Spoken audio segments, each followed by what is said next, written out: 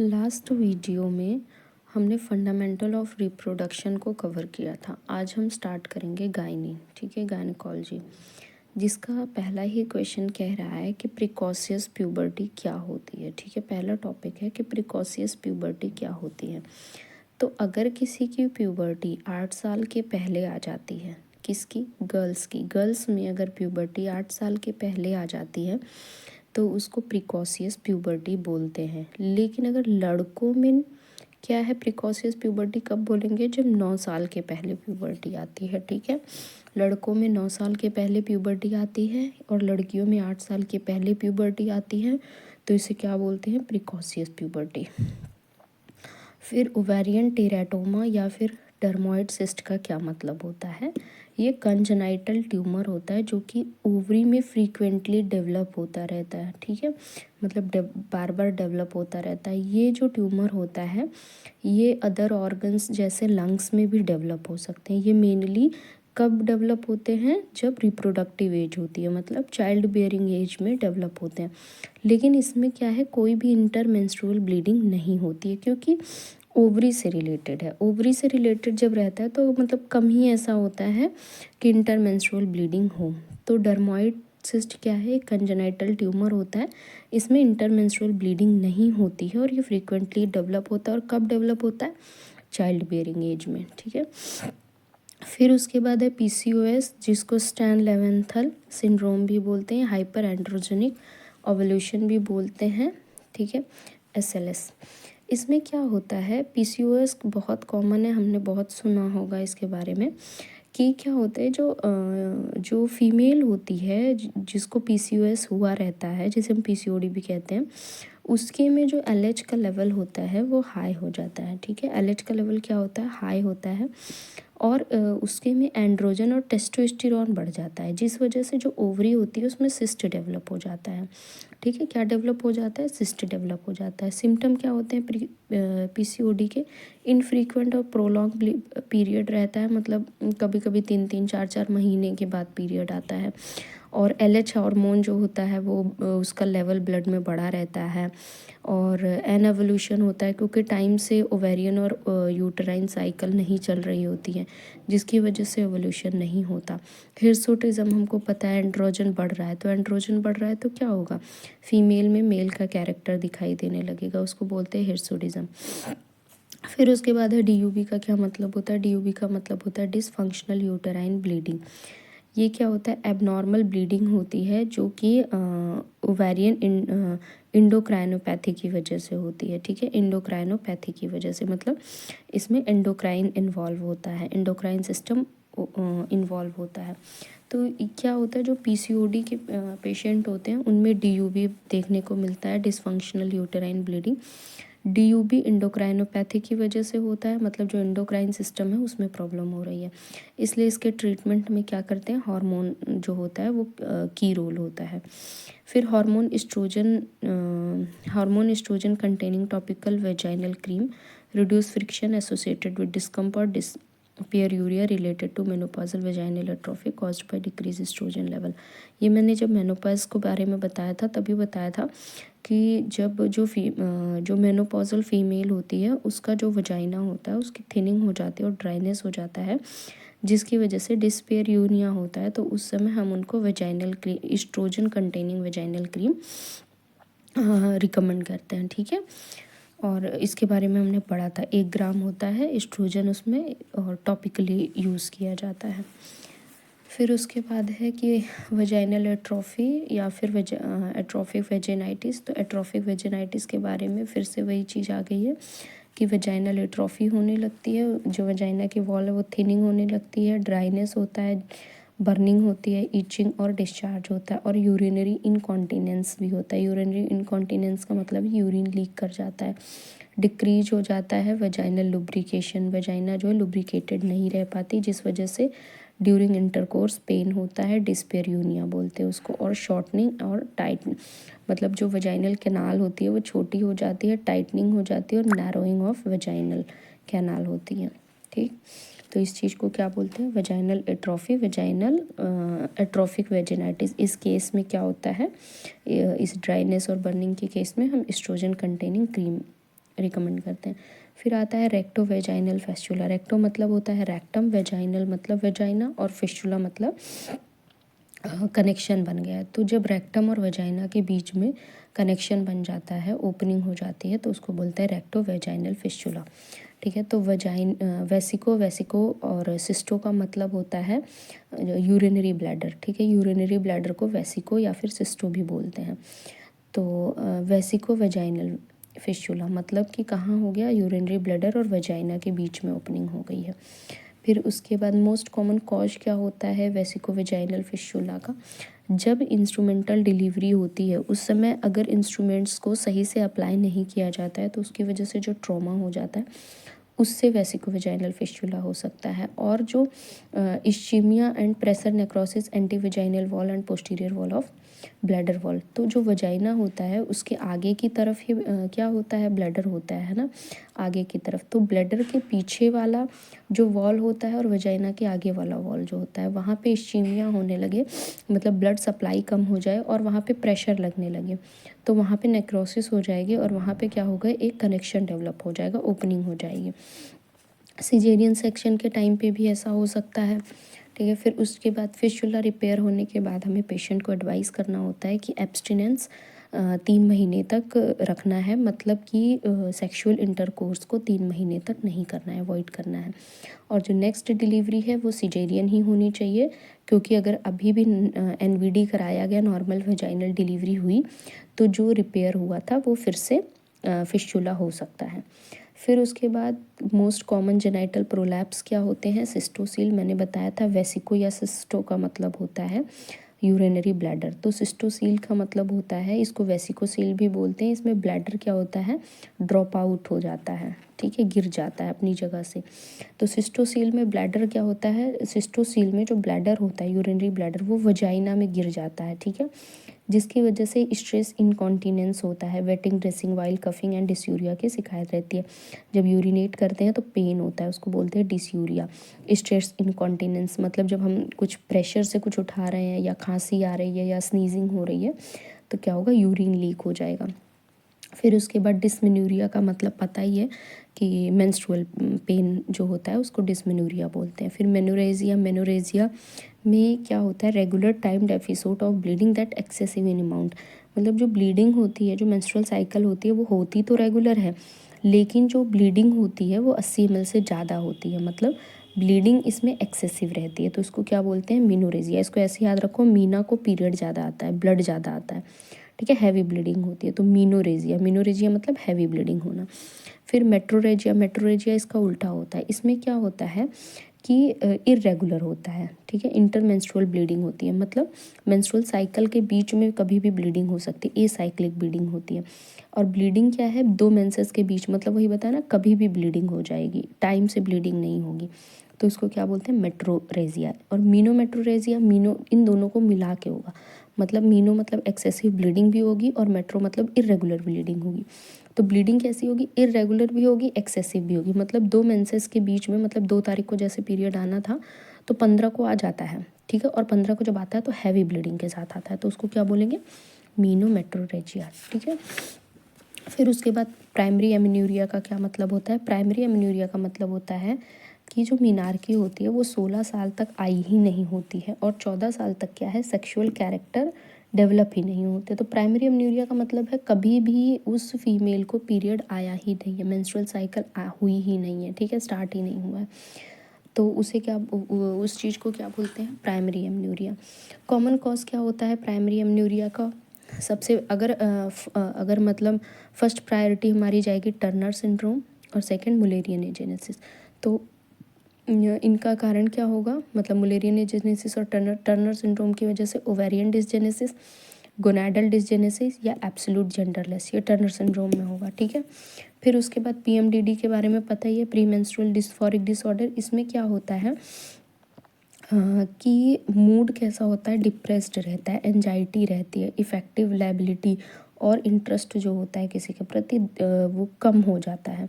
ठीक है, तो ये सिम्टम कब देखने को मिलते हैं? ल्यूटियल फेज में। ठीक है, ल्यूटियल फेज में मतलब पीरियड जब स्टार्ट होने वाला है तो उसके पहले देखने को मिलता है। ठीक है, 7 दिन 10 दिन पहले देखने को मिलेगा। तो उसमें क्या, उस ल्यूटियल फेज में तो फिर जैसे ही पीरियड आ जाएगा तैसे ही क्या होगा, पीएमडीडी रिजॉल्व हो जाएगा।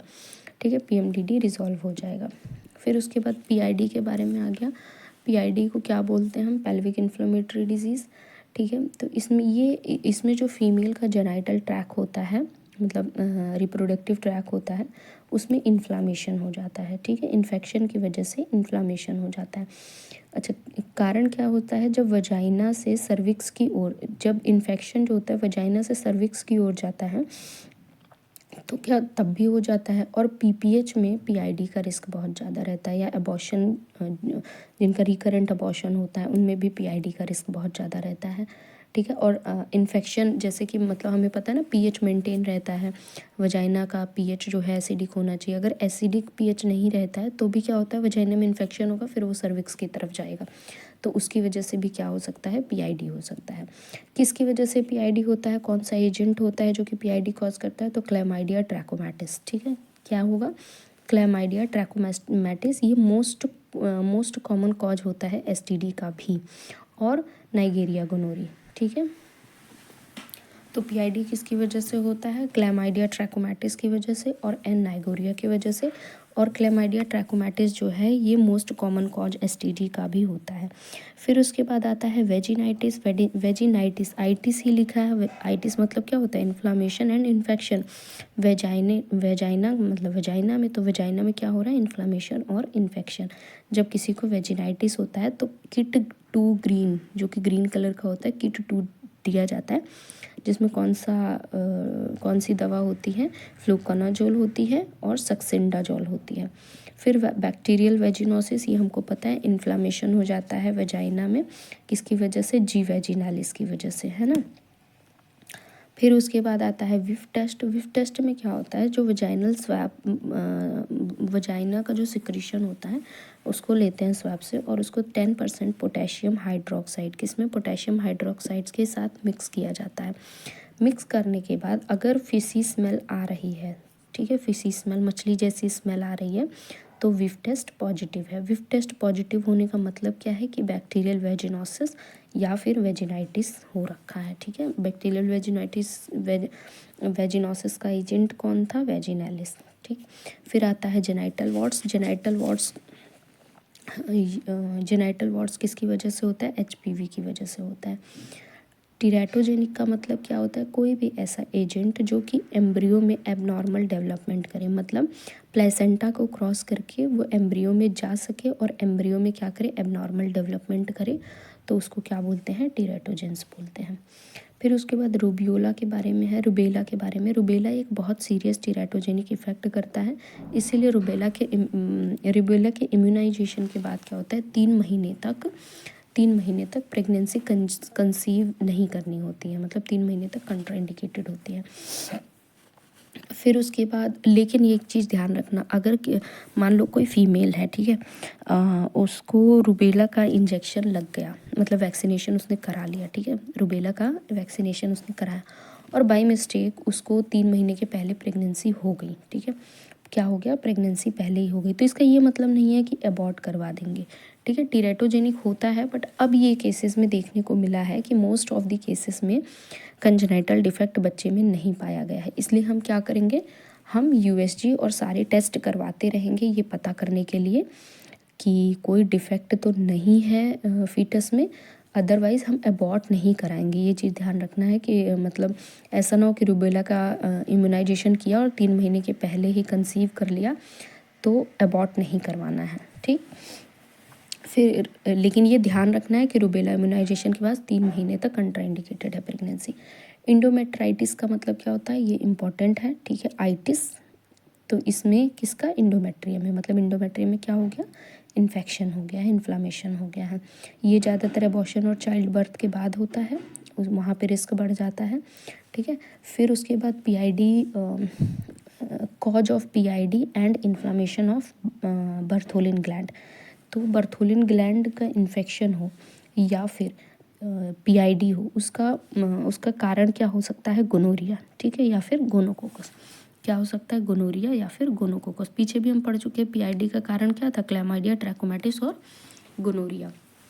तो बर्थोलिन ग्लैंड का भी जो मतलब बर्थोलिन ग्लैंड में जो इन्फ्लामेशन करता है वो अगर गोनोरिया का इन्फेक्शन होता है तो वो PID भी कर सकता है, बर्थोलिन ग्लैंड का इन्फ्लामेशन भी कर सकता है। फिर उसके बाद आ जाता है हमारा कॉमन साइन क्या होता है? UTI का डिसयूरिया, पता है, पेनफुल में यूरिनेशन होता है। कैंडियासिस का क्या मतलब होता है? कैंडियासिस को मोनीलिसियासिस भी बोलते हैं, ठीक है, मोनीलिसियासिस भी बोलते हैं। ये कैंडिडा एल्बिकेंस फंगस की वजह से होता है। जब कैंडिडा एल्बिकेंस फंगस का इन्फेक्शन होता है तो वजाइनल डिस्चार्ज जो होता है वो किस तरह का आता है? चीज़ी और कर्डी डिस्चार्ज, मतलब दही जैसा गाढ़ा गाढ़ा डिस्चार्ज, ठीक है, दही जैसा गाढ़ा डिस्चार्ज आएगा और स्मेल करेगा। तो उसको क्या बोलेंगे? Candidiasis. Preventive measures of genital tract infection, हमको पता है कि जेनिटल ट्रैक इन्फेक्शन ना हो उससे बचने के लिए जो इनरवेयर है, अंडरवेयर है, वो कॉटन की होनी चाहिए, हाइजीन को मेंटेन रखना है और पीएच को बैलेंस रखना है, हेल्दी डाइट लेनी है। फिर उसके बाद genital tuberculosis generally fallopian tube में होता है, मोस्ट कॉमनली एम्पुला में होता है, ये हम पीछे पढ़ चुके थे, ठीक है। एम्पुला में एक्टोपिक प्रेगनेंसी और जेनिटल ट्यूबरकुलोसिस बहुत कॉमन था। फिर उसके बाद है ट्राइकोमोनियासिस में क्या होगा? Multiple haemorrhagic spot with greenish yellow discharge. अगर vaginal discharge greenish yellow colour का आ रहा है, ठीक है, और उसमें ब्लड स्पॉट है, तो इसका मतलब कौन सा इन्फेक्शन है? ट्रैकोमोनियासिस, ठीक है, ट्रैकोमोनियासिस है। और एल्बिकेंस में कैसा आ रहा था? कर्डिवाइस, मतलब कैंडियासिस में कैसा आ रहा था? कर्डिवाइट डिस्चार्ज। ट्राइकोमोनियासिस में कैसा आएगा? Green yellow discharge. फिर उसके बाद वेजाइनल डॉज का मतलब क्या होता है? इसमें यही होता है जो वजाइना होता है उसको वॉश किया जाता है, लेकिन वजाइना को हमेशा वॉश नहीं करना चाहिए। वजाइना वॉश करने का इंडिकेशन क्या होता है? जो वजाइनल डिस्चार्ज है उससे गंदी स्मेल आ रही है, ठीक है, फॉल स्मेल आ रही है, तो वजाइना डॉचिंग की जाती है। इसमें अंदर से वजाइना को साफ़ किया जाता है, ठीक है। तो हमेशा इसलिए नहीं करना चाहिए क्योंकि इससे जो वजाइना का नॉर्मल फ्लोरा होता है, जो हमने पढ़ा था लैक्टोबैसिलस, वो वॉश आउट हो जाएगा। जब वो वॉश आउट हो जाएगा तो पीएच मेंटेन नहीं होगा और इन्फेक्शन का रिस्क बढ़ जाएगा। इसीलिए जो डॉचिंग होती है वो नहीं हमेशा की जाती, सिर्फ जब स्मेल आती है, गंदी स्मेल आती है, फाउल स्मेलिंग, तभी किया जाता है। फिर एंडोमेट्रियोसिस, देखो एंडोमेट्राइटिस और इंडोमेट्रियोसिस में बहुत कन्फ्यूजन होती है, इसलिए ध्यान रखना। इंडोमेट्रियोसिस मतलब इन्फ्लामेशन हुआ है कहाँ पे? इंडोमेट्रियम में। इंडोमेट्रियोसिस में क्या होता है कि जो इंडोमेट्रियल टिश्यू होता है, इंडोमेट्रियम की टिश्यू होती है, वो यूट्रस के अलावा जब कहीं और पे ग्रोथ करने लगती है, मतलब एबनॉर्मल प्रोलिफरेशन होने लगता है, ठीक है, तो उसको क्या बोलते हैं? एंडोमेट्रियोसिस। फिर उसके बाद डंपा के बारे में हमने सुना है, जिसको अंतरा भी हिंदी में कहा जाता है। डंपा का मतलब होता है डिपॉड मेड्रॉक्सी प्रोजेस्टेरोन एसीटेट। इसकी डोज कितनी होती है? 150 mg होती है। ये एक कंट्रासेप्टिव इंजेक्शन होता है, लेकिन इसका और भी काम होता है। ये इंजेक्शन क्या करता है? गोनाडोट्रोपिन के एक्शन और इंडोमेट्रियल हाइपरप्लेजिया को इनहिबिट कर देती है, ठीक है। क्या करती है? गोनाडोट्रोपिन का जो एक्शन था उसको कम कर देती है, और जो इंडोमेट्रियल हाइपरप्लेजिया होता था, मतलब इंडोमेट्रियम में जो ग्रोथ होती थी जहाँ भी इंडोमेट्रियल टिश्यू है, तो उसको रोक देता है। इसीलिए इंडोमेट्रियोसिस में डंपा का इंजेक्शन भी लगाया जाता है। तो डंपा 2 जगह लगेगा, इंडोमेट्रियोसिस में और कॉन्ट्रासेप्टिव के तौर पे भी यूज़ होता है, ठीक है। तो इंडोमेट्रियोसिस में यूज़ होगा क्योंकि ये पेन को फिर कम कर देता है और एबनॉर्मल प्रोलिफरेशन नहीं होने देता इंडोमेट्रियल टिश्यू में, जिससे क्या होता है? पेन नहीं होता। फिर उसके बाद है बायलैटरल साल्पिन, जो ओफोरेक्टमी का मतलब है कि देखो, साल्पिंग हम किससे बोलते थे? फैलोपियन ट्यूब को बोलते थे। और बायलैटरल का मतलब होता है दोनों तरफ। ओफोरेक्टमी का मतलब होता है ओवरी। एक्टमी का मतलब क्या होता है? एक्टमी का मतलब होता है रिमूव कर देना। स्टोमी का मतलब होता है ओपनिंग करना। एक्टमी का मतलब होता है रिमूव कर देना। तो जब दोनों फैलोपियन ट्यूब और ओवरी दोनों को ही निकाल दिया जाएगा तो उसको क्या बोलेंगे, बायलैटरल सैल्पिंजो ओफोरेक्टमी। इस केस में क्या होगी, फीमेल इनफर्टाइल हो जाएगी, वो बच्चे पैदा नहीं कर सकती। फिर उसके बाद है फाइब्रोएडिनोमा ऑफ ब्रेस्ट, या इसको फाइब्रोसिस्टिक ब्रेस्ट बोलते हैं या ब्रेस्ट माउस बोलते हैं। ये एक सॉलिड बिनाइन ब्रेस्ट ट्यूमर होता है। ये ट्यूमर कैसा होता है, पैल्पेबल, फर्म होता है, मूवेबल, स्मूथ होता है और रबड़ की तरह का होता है, मटर के दाने इतना होता है, हार्ड रहता है। और क्या होता है कि ये होता है फिर अपने आप ठीक भी हो जाता है। और ये किस में होता है, प्री मेनोपॉजल में कॉमन होता है, मतलब चाइल्ड बियरिंग एज में ये कॉमन होता है। और ख़ास करके मिनार्की के बाद, मतलब जो स्टार्टिंग वाला रिप्रोडक्टिव एज होता है उसमें फाइब्रोएडिनोमा कॉमन होता है। ठीक है, तो थोड़ा सा हार्मोनल डिसबैलेंस की वजह से होता है, जो कि अपने आप ठीक भी हो जाता है। फिर उसके बाद फर्टिलिटी का के बारे में, मतलब फर्टिलिटी का क्या मतलब होता है, तो फर्टिलिटी का मतलब होता है वो कपल जो फिजियोलॉजिकली रिप्रोड्यूस कर सकता है, मतलब अपने जैसा बच्चा पैदा कर सकता है, उसे क्या बोलेंगे, फर्टाइल कपल। और ये जो एबिलिटी है, ये जो क्षमता है, इसको बोलते हैं फर्टिलिटी। इनफर्टिलिटी उसका उल्टा, कि मतलब अनप्रोटेक्टेड सेक्स करने के बाद भी जो कंसेप्शन है वो नहीं हो पा रहा है। ठीक है, मतलब अपने जैसे ऑफ स्प्रिंग को वो नहीं पैदा कर पा रहे हैं, तो उसको क्या बोलते हैं, इनफर्टिलिटी। इनफर्टिलिटी का मोस्ट कॉमन कॉज फीमेल में अगर देखा जाए तो ओवेरियन डिसफंक्शन होता है। अगर ये देखा जाए कि दोनों कपल को लेके चले तो इनफर्टिलिटी का मेन कारण मेल होता है, मतलब मैक्सिमम केसेस में मेल होता है। लेकिन अगर फीमेल में पूछा जाए, फीमेल में क्या कारण होता है, तो ओवरी डिसफंक्शन होता है। ठीक है, फिर उसके बाद बॉडी में अगर प्रोलैक्टिन बढ़ जाता है तो ये भी फर्टिलिटी पे बहुत अफेक्ट करता है। अगर ब्लड में प्रोलैक्टिन लेवल बढ़ जाता है तो उसको बोलते हैं हाइपर प्रोलैक्टिनीमिया। ठीक है, क्या बोलते हैं, हाइपर प्रोलैक्टिनीमिया। तो हमको पता है कि जब डिलीवरी होती है, पोस्टपार्टम टाइम होता है, तो उस समय मेंस्ट्रुएशन नहीं आता है और लिबिडो कम होता है। क्यों मेंस्ट्रुएशन क्यों नहीं आता है, क्योंकि उस समय प्रोलैक्टिन का लेवल बढ़ा हुआ होता है ताकि ब्रेस्ट मिल्क प्रॉपर बन पाए। ठीक है, तो उसे हम वहाँ पर क्या बोलते थे, सेकेंडरी एमनूरिया, है ना। पोस्टपार्टम टाइम पे जब पीरियड नहीं आता है, मेंस्ट्रुएशन नहीं होता है 6 महीने तक, तो उसको क्या बोलते हैं, सेकेंडरी एमनूरिया। तो ऐसे भी अगर किसी में प्रोलैक्टिन लेवल बढ़ जाए तो फीमेल में क्या हो जाएगा, एमनूरिया हो जाएगा, मतलब पीरियड नहीं आएगा। और गैलेक्टोरिया होगा, मतलब मिल्क प्रोडक्शन होने लगेगा, लिबिडो कम हो जाएगा, मतलब सेक्सुअल अराउजल नहीं आएगा। और फिर इनफर्टिलिटी करवाता है, क्योंकि एमन्यूरिया होगा तो इनफर्टिलिटी होगी। और मेल में अगर प्रोलैक्टिन का लेवल बढ़ जाए तो क्या हो जाएगा, इरेक्टाइल डिसफंक्शन करवाता है। मतलब प्रोलैक्टिन मेल में बढ़ेगा तो इरेक्टाइल डिसफंक्शन करवाएगा। हम देखेंगे जब हम साइकेट्री पढ़ेंगे तो जितने भी साइकेट्री की दवाइयाँ होती हैं, एंटीसाइकोटिक ड्रग्स जितने भी होते हैं वो पीआरएल को क्या करते हैं, कम करते हैं। इसलिए हम देखेंगे कि जो एंटीसाइकोटिक ड्रग होता है उसका बहुत ही कॉमन साइड इफ़ेक्ट होता है इरेक्टाइल डिसफंक्शन। ठीक है, लेकिन एंटीसाइकोटिक में एक दवा होती है एरिपिप्राजोल, वो क्या करती है, वो पीआरएल को कम करती है, मतलब प्रोलैक्टिन को कम करती है। बाकी जितनी भी एंटीसाइकोटिक होती हैं वो क्या करती हैं, प्रोलैक्टिन के लेवल को बढ़ा देती हैं। उसके बाद आता है फाइब्रॉइड। यूट्रस में क्या होता है, एबनॉर्मल मास की तरह का ग्रोथ होने लगता है, जिसको क्या बोलते हैं, फाइब्रॉइड। फाइब्रॉइड 3 तरह के होते हैं, इंट्राम्यूरल क्या होता है, वॉल के अंदर फाइब्रॉइड होता है। फिर सबम्यूकोजल, जो कि होगा तो वॉल में, लेकिन बल्ज आउट कहाँ हो जाएगा, कैविटी के अंदर। ठीक है, यूट्रस की कैविटी के अंदर चलाएगा। फिर सब सिरोसा, जो यूट्रस से बाहर चला जाएगा।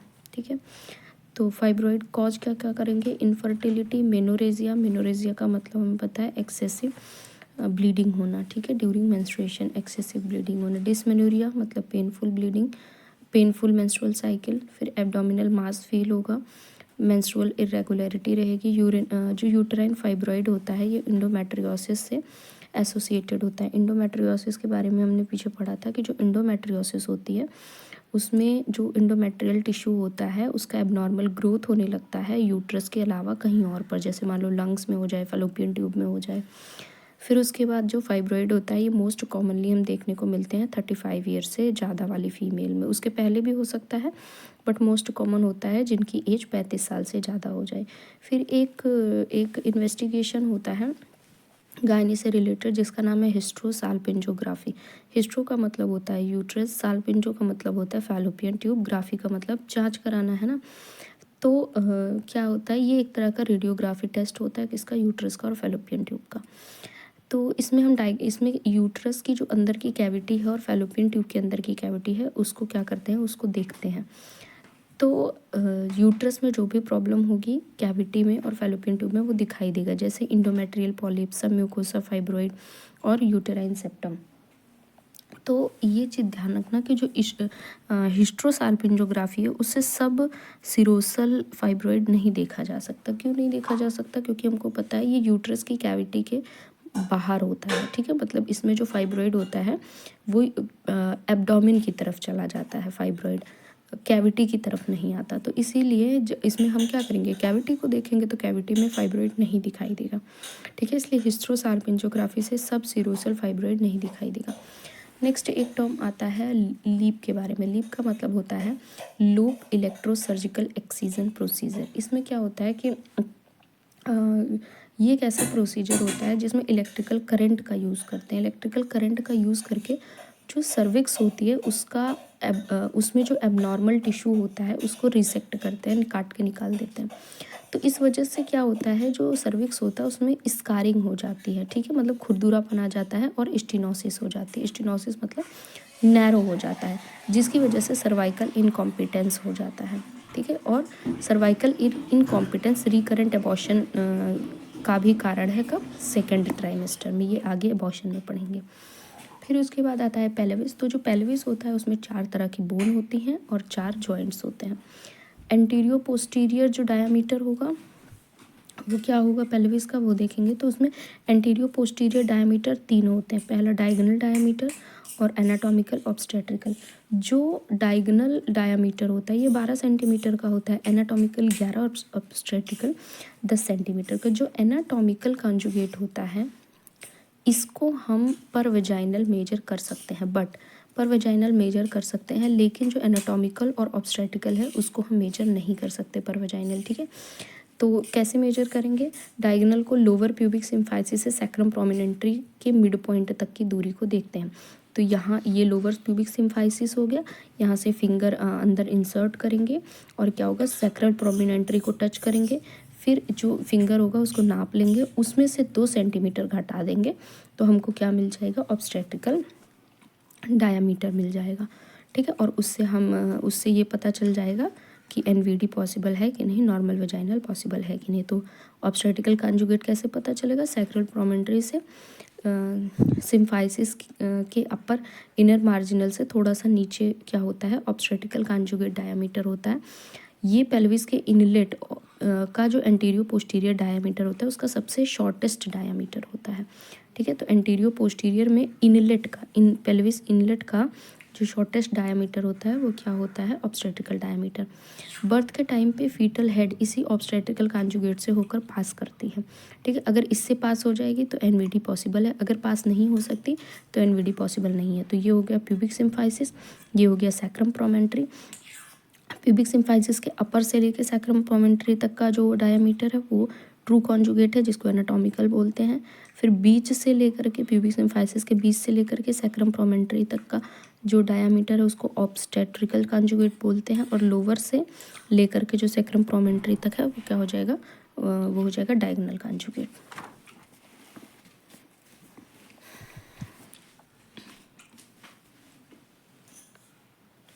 फिर उसके बाद shortest diameter of pelvic inlet अगर पूछा जाए तो क्या आ जाएगा, सैक्रोकंडोलाइड इसको बोलते हैं। ये क्या होता है, सैक्रम प्रोमेंट्री से इलियोपैक्टेनल इमिनेंस तक होता है। इसका इमेज देख लेना, ये 9.5 सेंटीमीटर का होता है। फिर shortest diameter of pelvic outlet अगर पूछा जाए तो 22 सफिनस डायामीटर होता है। इसको ट्रांसवर्स डायामीटर भी बोलते हैं। ये 10.5 सेंटीमीटर का होता है। मतलब दोनों स्चियल स्पाइन के बीच का जो डिस्टेंस होता है उसको क्या बोलते हैं, shortest diameter of pelvic outlet. तो आउटलेट का क्या हो जाएगा, 22 सफिनस डायामीटर, और इनलेट का सैक्रोकंडाइलर डायामीटर होगा, सैक्रोप्रोमेंट्री से इलियोपैक्टेनियल इमिनेस। याद रखना है एंटीरियो पोस्टीरियर डायामीटर नहीं बता रहा है, एंटीरियो पोस्टीरियर क्या था, ऑब्स्टेट्रिकल डायामीटर। फिर उसके बाद पेल्विस को शेप के आधार पे देखा जाए तो 4 तरह से डिवाइड किया जाता है: gynaecoid pelvis, android pelvis, anthropoid pelvis और प्लेटिपॉइड। ठीक, तो इनलेट के हिसाब से, शेप के हिसाब से देखा जाए तो जो गायनेकॉइड होता है ये ट्रू पेल्विस होता है। ये ट्रांसवर्स ओवल या फिर राउंड शेप का होता है, इसको ट्रू पेल्विस इसीलिए बोला जाता है। इसमें एनवीडी बहुत आसानी से हो सकती है। फिर उसके बाद एंड्रॉयड हार्ट शेप का होता है, ये मेल में पाया जाता है। फिर आर्थ्रोपॉइड ओवल शेप का होता है। प्लेटिपॉइड कैसा होता है, फ्लैट होता है या बाउल शेप का होता है। फिर उसके बाद इस्चियल स्पाइन अगर देखा जाए तो जो इस्चियल स्पाइन होगा राउंड शेप का होगा गायनेकॉइड में, और प्रोमिनेंट कैसा होगा, एंड्रॉइड में होगा। आर्थ्रोपॉइड में जो इस्चियल स्पाइन होगा वो कैसा होगा, नैरो होगा, और प्लेटिपॉइड में इस्चियल स्पाइन डाइवर्जेंट होगा। फिर वेजाइनल डिलीवरी देखेंगे, जो गायनेकॉइड पेल्विस होता है उसमें जो एनवीडी होता है वो पॉसिबल होता है, आसानी से हो जाता है। जो एंड्रॉइड पेल्विस होता है इसमें पॉसिबल नहीं होता या फिर बहुत पुअरेस्ट होता है। फिर जो एंथ्रोपॉइड होता है इसमें मतलब सेकंड मोस्ट कॉमन होता है, गायनेकॉइड के बाद एंथ्रॉइड में पॉसिबल होता है, एनवीडी ट्राई कर सकते हैं बट इतना अच्छा नहीं होता। प्लेटिपॉइड में भी पॉसिबल नहीं होता है। ठीक है, फिर उसके बाद है इंसिडेंस क्या हुआ, वही एनवीडी सबसे मोस्ट कॉमन होता है गायनेकॉइड पेल्विस में। ये फीमेल पेल्विस बोलते हैं इसको, मेल पेल्विस एंड्रॉइड पेल्विस होता है, इसमें एनवीडी पॉसिबल नहीं होती। और इसमें क्या होता है, फिर उसके बाद जो प्लेटिपॉइड होता है इसमें लीस्ट कॉमन होता है इंसिडेंस, जो एनवीडी का इंसिडेंस है। फिर उसके बाद जो एंड्रॉयड पेल्विस होता है इसमें जो फीमेल हेड होता है वो एपी डायामीटर में फंस जाता है, जिसकी वजह से डीप ट्रांसवर्स अरेस्ट देखने को मिलता है। और जो एंथ्रोपॉइड होता है इसमें जो ब्रिम होता है वो पूछता है किस शेप का होता है, तो ब्रिम कैसा होता है, ओवल शेप का होता है। एंटीरियर पोस्टीरियर डायामीटर जो होता है इसमें ट्रांसवर्स डायामीटर से ज़्यादा होता है। ठीक है, तो एंटीरियर पोस्टीरियर ये वाला जो डायामीटर होगा ये क्या होगा, ये ट्रांसवर्स डायमीटर से ज़्यादा होगा, किसमें, एंथ्रोपॉइड में। प्लेटिपॉइड में क्या होता है, जो ब्रिम होता है वो किडनी शेप का होता है, तो किडनी शेप किस में होता है, प्लेटिपॉइड में। और एंथ्रोपॉइड में कैसा होगा, ओवल शेप का होगा। फिर उसके बाद स्टेशन के बारे में जानना ज़रूरी है। स्टेशन क्या होता है, एक्चुअली जहाँ पे स्टियल स्पाइन होता है वहाँ पे स्टेशन हम 0 मानते हैं। ठीक है, तो उसको स्टेशन बोलते हैं।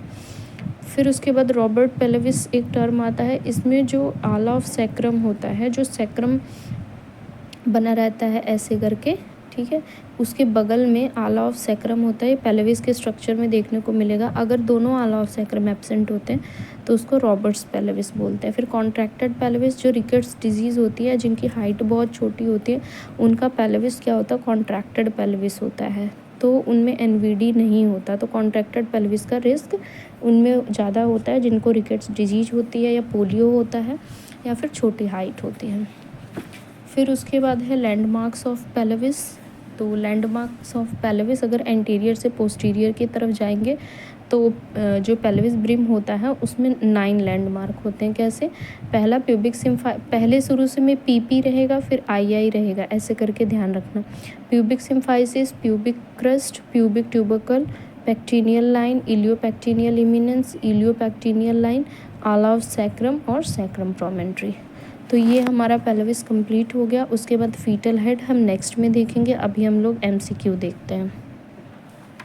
तो गायनी का जो पहला क्वेश्चन है वो कह रहा है कि गर्ल्स में जो अगर प्यूबर्टी 8 साल के पहले आ जाती है तो उसे क्या बोलते हैं, तो उसको प्रिकॉशियस प्यूबर्टी बोलते हैं। और मेल में कितना, मतलब बॉयज़ में क्या होगा, 9 साल के पहले आएगा तो उसको क्या बोलेंगे, प्रिकॉशियस प्यूबर्टी बोलेंगे। फिर कह रहा है ये क्वेश्चन का मतलब एक 48 ईयर ओल्ड वुमेन है जो कि इंटरमेंस्ट्रुअल ब्लीडिंग हो रही है 2 मंथ से, मतलब मेंस्ट्रुअल साइकिल के बीच में उसको क्या हो रहा है, ब्लीडिंग हो रहा है। और ब्लीडिंग कभी भी हो जा रहा है और ब्लीडिंग में क्या है कि पेन नहीं हो रहा है। तो डिफरेंशियल डायग्नोसिस के हिसाब से intermenstrual bleeding does not include, कह रहा है इसमें मतलब इन चारों में से किस केस में इंटरमेंस्ट्रुअल ब्लीडिंग नहीं होगी। तो पहला इंडोसर्वाइकल पॉलिप, तो देखो ये यूट्रस से रिलेटेड है, तो ये एक अंदाज़ा लगा सकते हैं कि ये तीनों क्या हैं, यूट्रस से रिलेटेड है। तो इनमें क्या हो जाएगा, ब्लीडिंग होगी। ओवेरियन टेराटोमा डर्मोइड सिस्ट हमने पढ़ा था चाइल्ड बियरिंग एज में होता है और इसमें इंटरमेंस्ट्रुअल ब्लीडिंग नहीं होगी क्योंकि ये ओवरी से रिलेटेड है। फिर उसके बाद कह रहा है नेक्स्ट क्वेश्चन कि जो 32 साल की वुमेन है उसमें इनफ्रीक्वेंट ब्लीडिंग हो रही है और उसको क्या है, पीसीओडी है। तो पीसीओडी में एक्सेप्शन पूछा हुआ है। तो हमको पता है कि पीसीओडी में जो एंड्रोजन का लेवल होता है वो बढ़ जाता है, एफएसएच तो नॉर्मल रहता है और जो ईस्ट्रोजन होता है वो भी नॉर्मल होता है और एलएच बढ़ जाता है, जबकि यहाँ क्या लिखा है, एलएच कम है। तो ये ऑप्शन गलत होगा। फिर से वही पीसीओडी से रिलेटेड क्वेश्चन पूछ रहा है कि पीसीओडी में कौन सा हार्मोन बढ़ जाता है। तो हमको पता है एलएच और एंड्रोजन बढ़ जाता है ना। फिर उसके बाद डीयूबी की फुल फॉर्म पूछिए, डिसफंक्शनल यूटेराइन ब्लीडिंग। पीसीओएस में भी कॉमन होता है, ये हमने देखा था, और एंडोक्राइनोपैथी की वजह से होता है, तो डिसफंक्शनल यूटेराइन ब्लीडिंग। फिर उसके बाद है कि डीयूबी में थेरेपी क्या चलती है। हमको पता है डीयूबी इंडोक्राइनो की वजह से हो रहा था, इंडोक्राइनोपैथी की वजह से, मतलब इंडोक्राइन में प्रॉब्लम हो रही थी, है ना। तो इसमें तो उसकी वजह से हार्मोन डिसबैलेंस हो रहा था, तो इसमें हार्मोनल थेरेपी चलती है और क्या कहते हैं, ठीक है। तो डीयूबी में क्या होगा, हार्मोन थेरेपी चलेगी। फिर उसके बाद कह रहा है कि एक 69 ईयर ओल्ड है, उसको डिस्पेरियूरिया है, मतलब इंटरकोर्स के टाइम पे पेन हो रहा है, ठीक है। तो उसका जो वजाइना है वो कैसा है, पेल और ड्राई वजाइना है। तो उस केस में हम पहले ही डिस्कस कर चुके हैं कि ये मेनोपॉजल वुमेन में बहुत कॉमन होता है ड्राई वजाइना, जिसकी वजह से डिस्पेरियूनिया होता है। तो उसमें टॉपिकल हार्मोनल क्रीम जो कि एस्ट्रोजन कंटेनिंग होती है रिकमेंड किया जाता है, ठीक है। और वो वजाइनल एट्रोफी की वजह से होता है। फिर उसके बाद वजाइनल एट्रोफी का सिम्टम कौन सा नहीं है, ये पूछा हुआ है, ठीक है। तो लेंथनिंग ऑफ वजाइनल कैनाल गलत, शॉर्टनिंग हो जाती है, वजाइनल कैनाल छोटी हो जाती है, वजाइना की वॉल पतली हो जाती है, लुब्रिकेशन कम हो जाता है, यूरिनरी इनकॉन्टिनेंस होता है। फिर उसके बाद कह रहा है अगर रेक्टम और वजाइना के बीच में ओपनिंग हो जाए तो उसको क्या बोलते हैं, तो हमें पता है रेक्टोवेजाइनल फिस्टुला। नेक्स्ट कह रहा है कि मेथाइलिन ब्लू डाई से इंजेक्ट किया गया है ब्लैडर में कैथेटर के द्वारा, और वो जो डाई है वो वजाइना से निकल रही है। तो इसका मतलब है ब्लैडर से वजाइना में ओपनिंग है, ठीक है। तो वजाइना में ओपनिंग है तो वो जो डाई होती है उसमें मिथाइलिन ब्लू होता है। तो अगर वजाइनल और ब्लैडर में ओपनिंग है तो उसको वेसिको वजाइनल फिस्टुला कहते हैं। इस टेस्ट को 3 स्वैब टेस्ट भी कहा जाता है, ठीक है, क्योंकि इसमें वजाइना में 3 स्वैब्स रखते हैं और मिथाइलिन ब्लू ब्लैडर में डालते हैं और वो वजाइना में आ जाता है। फिर उसके बाद वेसिको वजाइनल फिस्टुला के बारे में पढ़े थे। अगर इंस्ट्रूमेंटल डिलीवरी सही से नहीं हुई है तो उसमें ट्रॉमा हो रहा है, तो उसकी वजह से हो सकता है। अगर क्या कहते हैं, ब्लैडर का पोस्टीरियर वॉल होता है और वजाइना का इंटीरियर वॉल होता है, वहाँ पे नेक्रोसिस हो रही है प्रेशर या इस्चीमिया की वजह से, तो भी क्या हो जाएगा, वेसिको वजाइनल फिस्टुला हो जाएगा। सिजेरियन सेक्शन में भी हो सकता है। फिर उसके बाद कह रहा है कि अगर फिस्टुला रिपेयर होता है तो क्या क्या चीज़ें ध्यान रखनी है। तो एब्सटिनेंस करना है 3 महीने तक, मतलब 3 महीने तक इंटरकोर्स नहीं करना है। नेक्स्ट डिलीवरी कैसी होनी चाहिए, सिजेरियन होनी चाहिए। और इसमें पेल्विक एक्सरसाइज लिखा है तो गलत है, पेल्विक एक्सरसाइज अभी नहीं करनी है, ठीक है, ए भी करेक्ट होगा। फिर एक 30 ईयर ओल्ड फीमेल है जो कि कंप्लेन कर रही है कि जब वो खांसी करती है तो उसका जो इनर गारमेंट है वो भीग जाता है। तो इसका मतलब उसको क्या है, तो हमको पता है कि उसे सिस्टोसील है, मतलब उसका जो ब्लैडर है कहाँ पे फॉल ड्रॉप हो गया है, वजाइना में फॉल ड्रॉप हो गया है, ठीक है। तो इसका मतलब है सिस्टोसील है। जेनाइटल प्रोलैप्स सबसे कॉमन कौन सा होता है, सबसे मोस्ट कॉमन जेनाइटल प्रोलैप्स होता है सिस्टोसील, मतलब ब्लैडर जो होता है वो वजाइना में गिर जाता है, ड्रॉप हो जाता है। फिर उसके बाद पेनफुल मेंस्ट्रुएशन को डिस्मेनोरिया कहते हैं, ये जानते हैं। अगर regular time episode of bleeding है लेकिन कैसा है, एक्सेसिव, तो एक्सेसिव अमाउंट में अगर ब्लीडिंग हो रही है तो उसको मिनोरेजिया बोलते हैं ना, मीना को ब्लीडिंग ज़्यादा होती है, ऐसे करके याद करना है। फिर उसके बाद अगर इरेगुलर है और एक्सेसिव दोनों है, ठीक है, इरेगुलर होगा तो मेट्रोरेजिया होगा। तो इरेगुलर मतलब मेट्रोरेजिया, एक्सिव मतलब मीनो, तो मीनो मेट्रोरेजिया दोनों होगा। इरेगुलर एसाइक्लिक ब्लीडिंग है यूट्रस से, तो उस चीज़ को क्या बोलेंगे, मेट्रोरेजिया, क्योंकि कैसा है, इरेगुलर है, एसाइक्लिक है। अगर 2 मेंसेस के बीच में ठीक है, ब्लीडिंग होती है तो उसको क्या बोलेंगे, तो वो इरेगुलर ब्लीडिंग है, और इरेगुलर ब्लीडिंग को क्या बोलते हैं, मेट्रोरेजिया बोलते हैं। फिर उसके बाद प्राइमरी एमन्यूरिया का मतलब क्या होता है कि कभी भी पीरियड नहीं आया है ना, और इसका हमने पहला जो कारण पढ़ा था वो क्या था, टर्नर सिंड्रोम, और सेकंड प्रायोरिटी रखा था मिलोरियन एजेनेसिस। तो पहले पे क्या हो जाएगा, टर्नर सिंड्रोम। ठीक है, टर्नर सिंड्रोम में ओवेरियन डिसजेनेसिस भी, मतलब टर्नर सिंड्रोम जिसको होता है उसको ओवेरियन डिसजेनेसिस भी होती है, और क्रिप्टोमेनूरिया की वजह से भी प्राइमरी एमन्यूरिया होता है जिसको हिडन मेंस्ट्रुएशन बोलते हैं। ठीक, क्रिप्टोमेनूरिया में क्या होता है, जो वजाइनल कैनाल की ओपनिंग होती है वो नहीं होती है, इसकी वजह से ब्लड वहीं पे रह जाता है, बाहर नहीं आ पाता, तो उसको भी प्राइमरी एमन्यूरिया का कारण है। फिर उसके बाद कह रहा है कि ये पूछा है, ये इसके बारे में हम जानते हैं, इसको प्रीमेंस्ट्रुअल सिंड्रोम बोलते हैं, जब लूटियल फेज में डिप्रेशन होता है और इरिटेशन होता है, और जब मेंस्ट्रुएशन स्टार्ट होती है तो ये सब रिजॉल्व हो जाता है, तो उस चीज़ को प्रीमेंस्ट्रुअल सिंड्रोम बोलते हैं। फिर कह रहा है कि अगर फीमेल के अपर जेनाइटल ट्रैक में इन्फ्लामेशन है तो उसे क्या बोलेंगे, तो उसे पीआईडी बोलेंगे, पिल्विक इन्फ्लेमेटरी डिजीज़। ठीक है, फिर उसके बाद पीआईडी का मोस्ट कॉमन कॉज क्या होता है, मोस्ट कॉमन कॉज होता है पीपीएच। फिर उसके बाद पीआईडी का मोस्ट कॉमन कॉज क्या होता है, हमने पढ़ा था गोनोरिया, और फर्स्ट होगा तो क्लैमाइडिया होगा, सेकंड क्या होगा, गोनोरिया होगा। फिर उसके बाद कह रहा है कि वजाइना का जो इन्फ्लामेशन होता है या इन्फेक्शन होता है तो उसे क्या बोलेंगे, वेजिनाइटिस।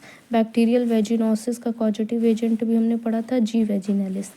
फिर उसके बाद अगर 10% पोटेशियम हाइड्रोक्साइड लेने पर जो वजाइनल सिक्रीशन उसके साथ मिक्स करने पर स्टेल फिशी ऑर्डर आ रहा है, तो इस टेस्ट को हम विफ टेस्ट बोलते हैं। अगर विफ टेस्ट पॉजिटिव आ रहा है तो उसे क्या हो रखा है, बैक्टीरियल वेजिनोसिस हो रखा है। फिर जेनाइटल वॉर्ट्स किसकी वजह से होता है, ह्यूमन पेपिलोमा वायरस एचपीवी की वजह से। फिर उसके बाद कह रहा है अगर मदर से जो इन्फेक्शन है वो बच्चे में जा रहा है प्लेसेंटा के थ्रू, तो इसको क्या बोलते हैं, टीरेटोजेनिक इफेक्ट बोलते हैं, है ना। फिर उसके बाद कह रहा है कि जो ऐसी जो ड्रग होती है जो प्रेगनेंसी के टाइम पे देने पे फीटल एबनॉर्मेलिटी करती है, तो इस इफ़ेक्ट को क्या बोलते हैं, टीरेटोजेनिक इफ़ेक्ट बोलते हैं। ठीक है, फिर कह रहा है कि complication of pregnancy which following disease में result serious teratogenic defect in offspring. तो हमको पता है रूबेला का वैक्सीन इसीलिए लेने के बाद 3 महीने तक प्रेगनेंसी कॉन्ट्राइंडिकेटेड रखनी होती है। Inflammation of lining of uterus मतलब इंडोमेट्रियम में इन्फ्लामेशन हो जाएगा, एंडोमेट्राइटिस हो जाएगा। फिर उसके बाद कह रहा है कि when are the chance of acute endometritis developing in women. तो एंडोमेट्राइटिस का रिस्क किसको होता है, डिलीवरी के बाद और एबॉर्शन के बाद। ठीक है, फिर उसके बाद कह रहा है कि postmortem complication infection uterine lining surrounding tissue. तो इस चीज़ को मतलब वही कह रहा है कि जो यूट्राइन की लाइनिंग है मतलब इंडोमेट्रियम है, वहाँ पे अगर इन्फेक्शन होता है तो इस चीज़ को क्या बोलते हैं, तो उसे इंडोमेट्राइटिस बोलते हैं। फिर अगर बार्थोलिन ग्लैंड का इन्फेक्शन होता है वो किसकी वजह से होता है, इन्फ्लामेशन होता है वो किसकी वजह से होता है, गोनोरिया की वजह से। तो बार्थोलिन ग्लैंड में अगर इन्फ्लामेशन होता है वो भी गोनोरिया की वजह से होता है, गोनोरिया की वजह से पीआईडी भी हमने पढ़ा था। अगर पेनफुल यूरिनेशन हो रहा है यूरिन करने के दौरान, तो इसका मतलब इन्फेक्शन कहाँ है, यूरेथ्रा में है। ठीक है, ये चीज़ याद रखना, कहाँ पे है, यूरेथ्रा में, यूटीआई। ठीक है, फिर उसके बाद अगर कर्डी डिस्चार्ज आ रहा है वजाइना से तो हमको पता है कैंडियासिस, और ट्रैकोमोनियासिस में ग्रीन वजाइनल डिस्चार्ज आता है।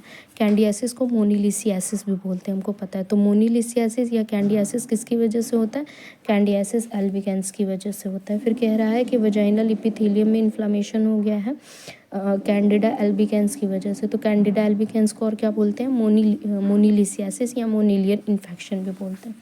फिर उसके बाद कह रहा है which statement by the client indicate an understanding of preventive measure of genital tract infection. मतलब इसमें से कौन सी बात है कि पेशेंट को समझ आ गया कि ये मतलब इससे जेनाइटल ट्रैक इन्फेक्शन से बचा जा सकता है। तो I can douche any time I want, नहीं, डॉच हमेशा नहीं करना चाहिए, इससे पीएच क्या होता है, डिसबैलेंस हो जाता है, इन्फेक्शन का रिस्क बढ़ जाता है। कॉन्डम अवॉइड करने से, कॉन्डम का यूज़ करने से क्या होगा, एसटीडी और इन्फेक्शन नहीं होगा। फिर टाइट फिटिंग जीन्स से क्या होगा, स्वेट रह जाएगा, स्वेट की रहने की वजह से फंगल ग्रोथ हो सकती है और कैंडियासिस हो सकता है।